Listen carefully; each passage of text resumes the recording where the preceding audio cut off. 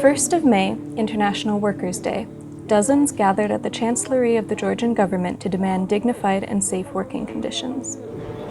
The organizers of the demonstration, the Georgian Trade Union Confederation, demanded the Prime Minister sign a social contract with citizens that highlighted the challenges Georgia is facing in terms of social injustice.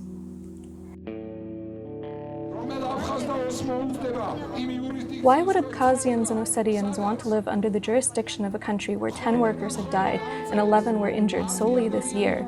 Irakli Petriashvili, head of the Georgian Trade Union Confederation, said. He reiterated that current labor safety norms fail to guarantee workers' safety. If you see a person falling from a construction site and you're calling the labor inspection department, they first need to acquire the court permission to be granted access to a workplace, Petriashvili said.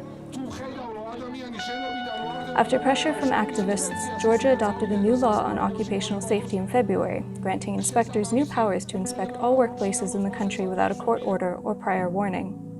However, the law will not come into force until the 1st of September. The previous law, adopted in March 2018, covered only 11 hazardous sectors. Under the new law, all sectors, both public and private, will be subject to safety inspections. The protesters also criticized the minimum wage, which according to a 1999 presidential decree amounts to 20 Lari per month, and the subsistence minimum, which according to the National Statistics Office amounts to 361.2 Lari for a 5-member family in March. Why would someone want to live in a country where 22% of the population lives below the poverty line? Who will say that people have a dignified life here when 25,000 people have a salary below 100 Lari, Petriashvili said. Yet another issue the protesters shed light on was an economic gender gap. Currently, women are paid 1/3 less than men in the same positions. We think that the government doesn't have women-oriented policies. 240,000 women receive subsistence allowance from the state. Per every Lari a man earns, women earn only 64 tetri, Kuenning Narrated, a member of the women's rights group Women's Movement, said. She elaborated that women are occupying the lowest-paying sectors. Every 5th woman stays at home to be a housewife by their husband's demand. Housewives work 40 hours at home on average without pay. Women's domestic labor is unseen and unpaid. Victims of domestic violence often have nowhere to go, and because of the homelessness they face, they return back to their abusive husbands, Xandie added. Protesters demanded the government prioritize resolving Georgia's poverty issue.